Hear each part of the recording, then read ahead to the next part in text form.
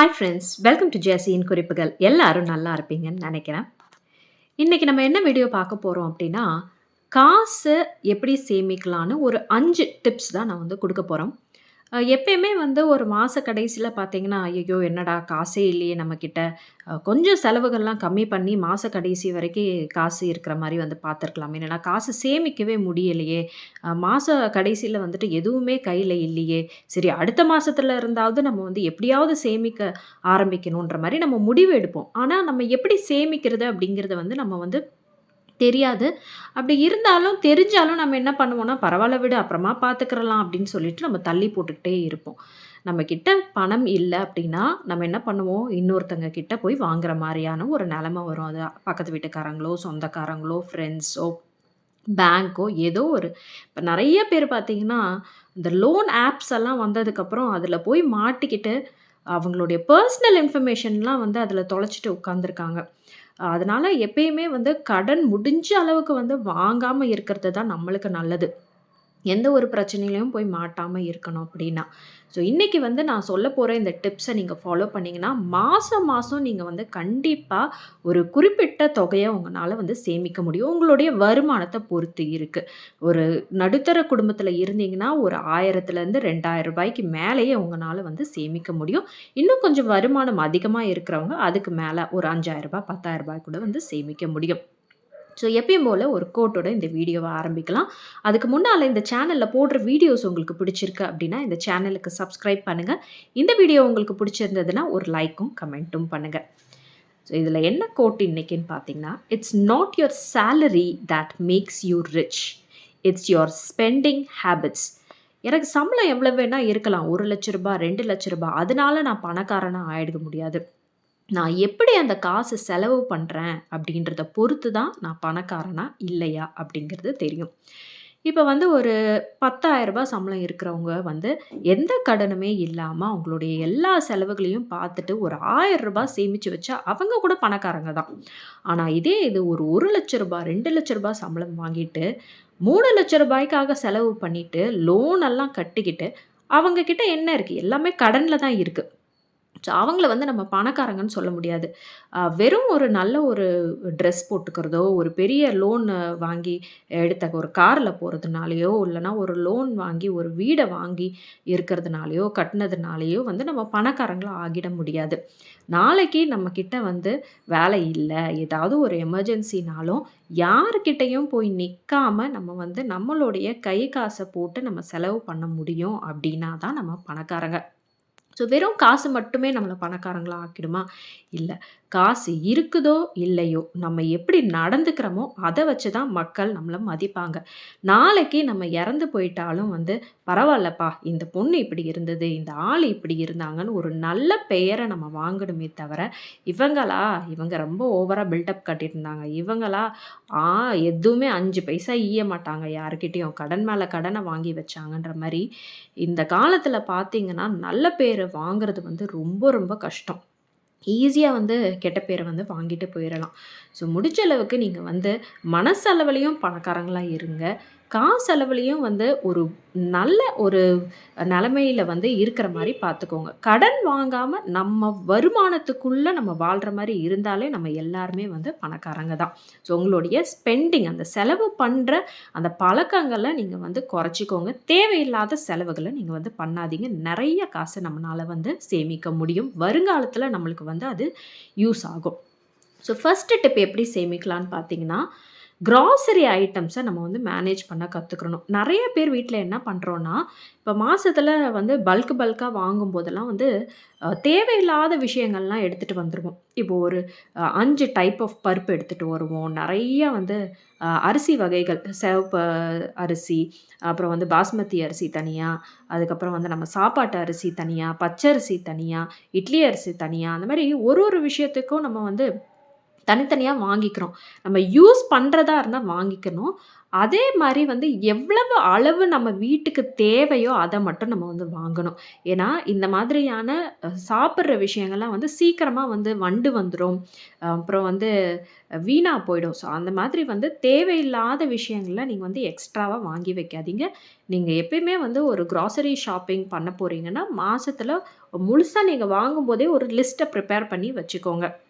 எக்ஸ்ட்ராவா போயி வாங்காத மாரி நீங்க வந்து பார்த்துக்கோங்க. இப்ப நெறைய பேர் வீட்ல வந்து சாஸ் எல்லாம் நம்ம வந்து வாங்கி வைப்போம். ஆனா, எத்தன தடவ அந்த சாஸ யூஸ் பண்ணுவோன்றதே நம்மளுக்கு வந்து தெரியாது. பாட்டிலா சாஸ் வாங்குறதுக்கு பதிலு, நீங்க வந்து சாஷேஸ்ல வந்து கிடைக்குது. அந்த மாதிரி கூட நீங்க வந்து வாங்கி யூஸ் பண்ணிக்கிறலாம். ஸோ, இதெல்லாம் வந்து காசு நெறைய மிச்சம் பண்ற விஷயங்கள்.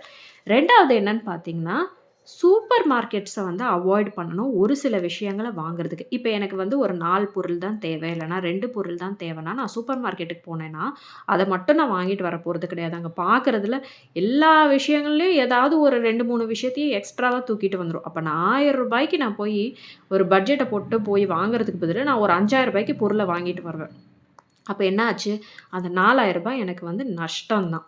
அதனால உங்களுக்கு ஒரு சில பொருட்கள் மட்டும் வாங்கணும்னா, ஆன்லைன்ல வாங்கிக்கோங்க ஆர்டர் பண்ணி. அப்படி இல்லன்னா பக்கத்துல இருக்கிற ஏதாவது ஒரு கடையில போய் வாங்கிக்கோங்க. சூப்பர் மார்க்கெட்ஸ வந்து முடிஞ்ச அளவுக்கு அவாய்ட் பண்ணுங்க. ஏன்னா, ஒரு டைம் உள்ள போனீங்கன்னா, கண்டிப்பா நீங்க நெனைக்கிறத விட அதிகமா தான் செலவு ஆகும். மொத்தமா வாங்குறதா இருந்தா சூப்பர் மார்க்கெட் போங்க. மற்றபடி கொஞ்சம் விஷயத்துக்காகலாம் வந்து சூப்பர் மார்க்கெட்ஸ் அவாய்ட் பண்ணிக்கலாம்.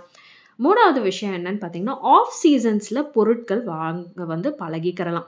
இப்ப பார்த்தீங்கன்னா, இப்ப வின்டர் சீசன் இப்ப குளிர்காலம் வந்து முடிய போகுது இல்லையா? ஸோ, அப்ப வந்து வெயில் காலத்துல என்ன பண்ணணும்னா, நம்ம வந்து பிளாங்கெட் வாங்குறது, நம்மளுக்கு வந்து ஸ்வெட்டர் வாங்குறது, இந்த மாதிரி விஷயங்கள்லாம் நம்ம வந்து வாங்கிக்கிட்டோம்னு வச்சுக்கோங்களேன், உங்களுக்கு வந்து விலை கம்மியா இருக்கும். ஸோ, சம்மர் சீசன்ல வந்து வின்டர் சீசனுக்கு, ரெய்னி சீசனுக்கு தேவையான விஷயங்கள் வாங்கிக்கிறலாம். அதே மாரி வந்து அ மாத்தி இது பண்ணிக்கணும். இப்ப வந்து சம்மர் சீசன்ல தான் நம்ம என்ன பண்ணுவோம், "ஐய்யயோ! வெயில் ரொம்ப அதிகமாயிடுச்சே! ஒரு ஏசி வாங்கிக்கலாம், ஒரு கூலர் வாங்கிக்கலான்ற" மாரி நம்ம யோசிப்போம். அப்ப நீங்க போய் விலை கேட்டீங்கன்னா, எக்ஸ்ட்ராவா நெறைய விலை வந்து வச்சு வித்துட்டுருப்பாங்க. ஆனா, அதே இது நீங்க வந்து ஒரு மழை காலத்திலயோ, இல்லன்னா வந்து ஒரு குளிர் காலத்திலயோ போய் கேட்டீங்கன்னா, உங்களுக்கு வந்து அதில டிஸ்கவுண்ட்டும் நெறையா குடுப்பாங்க. உங்களுக்கு வந்து விலையும் வந்து கம்மியா இருக்கும். ஸோ, அந்த மாரி ஆஃப் சீசன்ஸ்ல வந்து வாங்க நீங்க பழகுனீங்கனாலே, நெறைய காசு வந்து இதில மிச்சம் பண்ணலாம். ஸோ 4வது விஷயம் என்னன்னு பார்த்தீங்கன்னா, மண் உண்டியல்ல சேமிக்க பழகுங்க. இப்ப நெறைய பேர் என்ன பண்றோம்னா, சும்மா சாதாரணமா ஒரு டப்பால கூட நம்ம வந்து போட்டு வச்சுக்கிறோம். அது எப்ப வேணா எடுத்துக்கிறலாம்.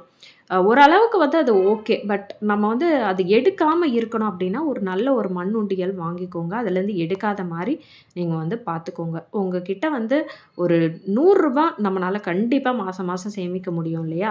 ஸோ சம்பளம் வந்த உடனே ஒரு ரூ. 100 எடுத்து அந்த மண் உண்டியல்ல போட்டுருங்க. எப்பலாம் உங்ககிட்ட வந்து காசு கிடைக்குதோ, நீங்க எல்லாத்தையுமே அந்த மண் உண்டியல்ல போட்டுக்கிட்டே வாங்க. நான் எப்படி சஜெஸ்ட் பண்ணுவேன்னா, சில்லற காசு போடுறதா இருந்ததுன்னா, நீங்க வந்து தனியா ஒரு உண்டியல் வச்சுக்கோங்க. வெறும் நோட்டுகள் போடுறதுக்கு மட்டும் நீங்க தனியா ஒரு உண்டியல் வச்சுக்கோங்க. ஏன்னா, நான் நெறைய டைம் பார்த்துருக்கேன்.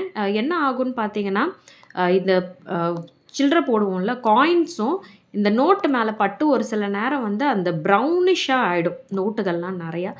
கடைகள்ல போய் குடுத்தீங்கன்னா, நெறைய பேர் வந்து வாங்க மாட்டாங்க. ஸோ, அதனால வந்து அந்த துரு புடிச்சிருக்கிற மாரியான விஷயங்கள்லாம் நெறைய இருக்கும். நம்ம பார்க்காம அப்படியே வந்து தூக்கி அத உண்டியல்ல போட்டுருவோம். ஸோ, அதனால வந்து நீங்க காயின்ஸ் தனியாவும், நோட்டு தனியாவும் நீங்க வந்து சேமிக்கலாம். ஆனா முடிஞ்ச அளவுக்கு மண் உண்டியல்ல நீங்க வந்து சேமிக்க ஆரம்பிங்க.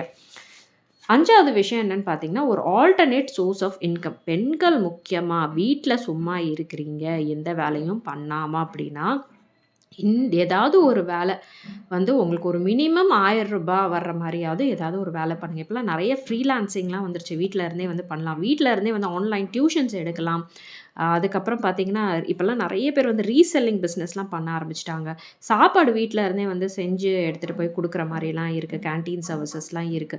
ஸோ ஏதாவது ஒரு வகையில உங்களுக்கு வந்து ஒரு வருமானம் வர்ற மாரி பார்த்துக்கோங்க. உங்களுடைய செலவுக்கு நீங்க வந்து படுற மாரி பார்த்துக்கிறலாம். இப்ப நெறைய பேர் வீட்லலாம் பார்த்தீங்கன்னா, ஆண்கள் வந்து அவங்க செய்ற வேலைய விட்டுட்டு எக்ஸ்ட்ராவா இன்கம் வேணுன்றதுக்காக கூட போய் வந்து சம்பாதிக்கிறாங்க.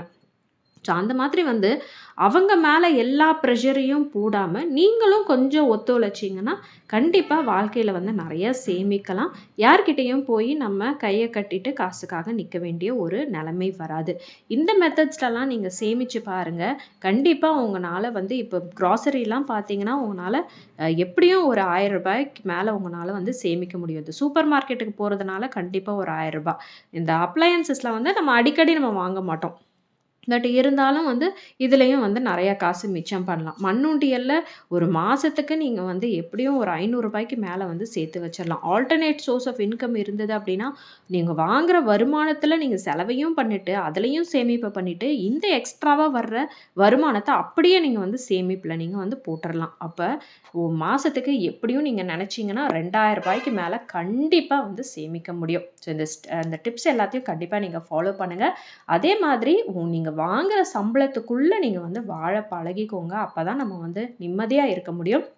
நம்மளுடைய செலவுகளை எப்படி எப்படி பண்ணணுன்றதை பிரித்து எழுதி வச்சுக்கிட்டு தேவையில்லாத செலவுகளை பண்ணுறதை அவாய்ட் பண்ணிக்கிறலாம். எல்லாருக்குமே இந்த வீடியோ பிடிச்சிருக்கு அப்படின்னு நினைக்கிறேன். இன்னொரு வீடியோவில் சந்திக்கலாம். அதுவரை உங்களிடமிருந்து விடைபெறுவது உங்கள் அன்பு தோழி ஜெசி.